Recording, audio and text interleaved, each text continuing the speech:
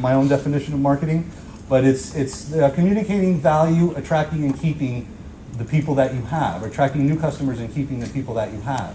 And the words, obviously the underlined words are the ones that I think are the most important. Communicating value, attracting and keeping. So we have to come up with plans as to how to do that. A couple other things you need to know. No magic bullet. None of the things I'm talking about are secrets. I'm sure you've probably had them, somebody had said these to you at some point, or you might have even done them and then maybe stopped doing them, and hopefully you might come back to doing them again. There's no overnight success, and I think it's effort, persistence, and doing the right things repeatedly over an extended period of time. I'm too stubborn to do anything else. I don't know how to do anything else except practice in this model. So my skill set's kind of limited. So I'm going to work this until either I succeed, as Scott had said, or I'm going to work hard until I get to the point where I succeed. So I don't take a lot of advice from doctors outside the chiropractic profession. But in this book, Sam I Am talked to this character, and I don't even know if he even had a name in the book. He went after him at least a dozen times, if not more, trying to get him to try green eggs and ham. Try it with the box, with the fox in the box, on the train, in the rain, and over and over and over again until the person finally broke down and decided to try green eggs and ham.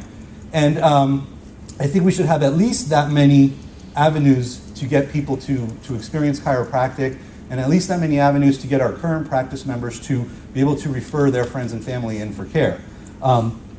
A lot of the things that I'm going to be discussing, I like to also use a fishing analogy. Now, I've never really gone fishing, but I know that if you have a boat and you cast one line into the water, you can catch one fish at a time. But if there was a way that you can cast or take care of 100 fishing lines and throw them in, it increases your chance of catching more fish that way. So instead of having only one avenue of bringing in people into your office, you should have as many as you possibly can, and do things repeatedly over and over again to keep people thinking that I need to refer people. I need to tell my family about this, my friends, my coworkers, everybody at my church, and so on and so forth. So why market in your office? These are 5 reasons that I kind of came up with. You have a built-in audience. Why not use the people that you know? They're there. While they're there and experiencing chiropractic, use them to help build your practice. You'll have a higher rate of success because they know you, they've experienced it. And I was talking with Roseanne over lunch, and she had mentioned cold calling and how she liked doing that, but I think that's, most salespeople will tell you that that's kind of the hardest way to get somebody to do something. If you're a complete stranger approaching somebody and want them to use a product or a service that you have and they don't know you or don't know anything about you, it's hard to make them choose to do that. So your built-in audience is there. They're more likely to get on board with referring people because they hopefully like you and like what you do. And then also I want to market in my office to create systems and so that you could save time. I'm all about working hard in the beginning so that I can kind of take it easy later. I remember talking to Joe D a couple years ago, and he said to build a successful practice will require 6 to 7 years, maybe more, maybe less for some people. The hard work is in the initial part. Once you're there, hopefully you can not completely give up on what you're doing, but it becomes easier. You're not scrambling trying to get new people in all the time.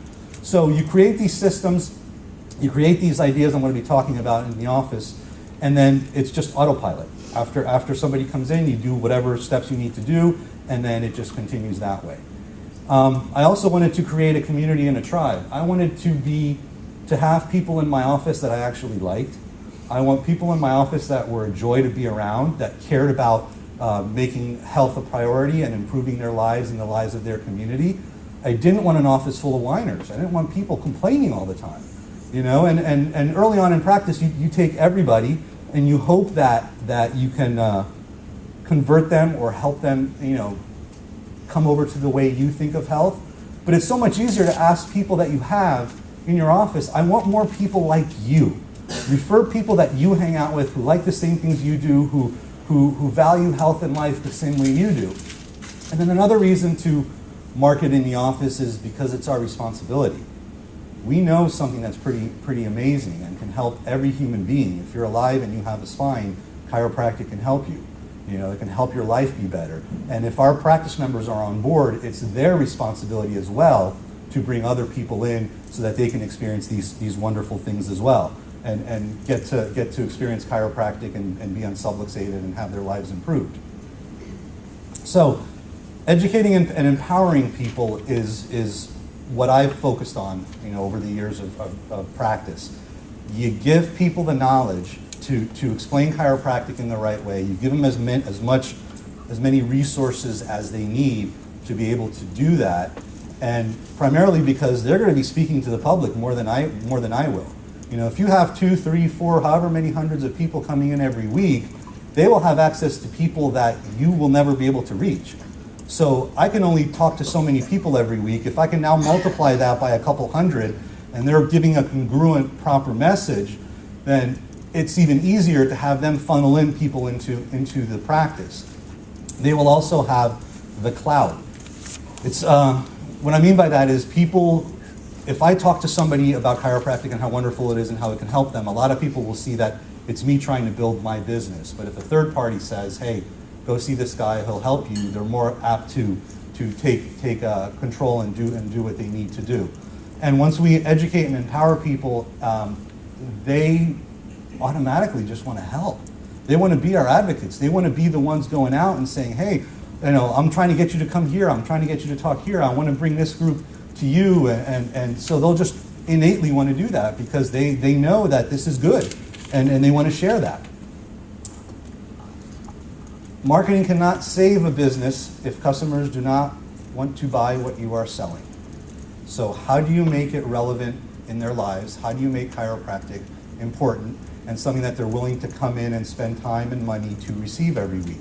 You have to make the proper connections with people and get them to see the big picture of chiropractic. They need to understand how it helps them, their communities, their families, and everything else that chiropractic can help them with. And I used the hamburger stand story. It was a story I had read in a business book. Maybe I read or online or something like that. But I wish I kept the source because it was a pretty good story, and I know I won't say it as well as the person who initially wrote it, but it was a business instructor talking to his students, and he had told them that he wants them to pick one advantage. If they're both building hamburger stands, he wants them to pick any advantage that they think will make them more successful than him in his business. And so the students came up with things like, a good tasting hamburger, a great location, a beautiful building, great employees, and all that other stuff. And he said, while those choices are good, I will still be more successful because the advantage that I'm going to pick is I'm going to pick a starving crowd. So people need to be starving for chiropractic. They need to know that they're getting this nowhere else. This is more important than food. I want them to have that attitude that they need to make whatever sacrifices they need to do in order to make sure that they and their families are getting checked regularly. So how does all that start? Well, even before that, this is the quote that I think should be a reality. And Dick Gregory, who was a civil rights activist, basically said that we should be kept in our office at gunpoint until people can get their families checked. We need to develop that attitude in our community. We need to have people that committed to coming into the office that they'll hold us at gunpoint until their family members can get checked and adjusted if they need to be. And so we need to kind of go and promote and get people to value it enough to think this way. And Joe is going to be talking about this next, but the orientation, to me, it's by far the most important thing that we do. Whether you do a one-on-one consult or whether you do a group orientation, people need to know what it is that we do so that they can understand how it improves their lives, how it becomes necessary, and make the best choices for themselves and their family.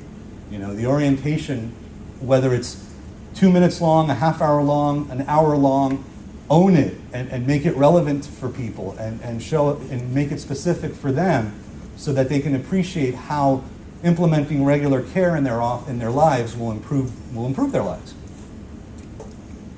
So, but the issue that we have with chiropractic is that it's such a simple concept that it's so easily forgotten. People like to complicate things.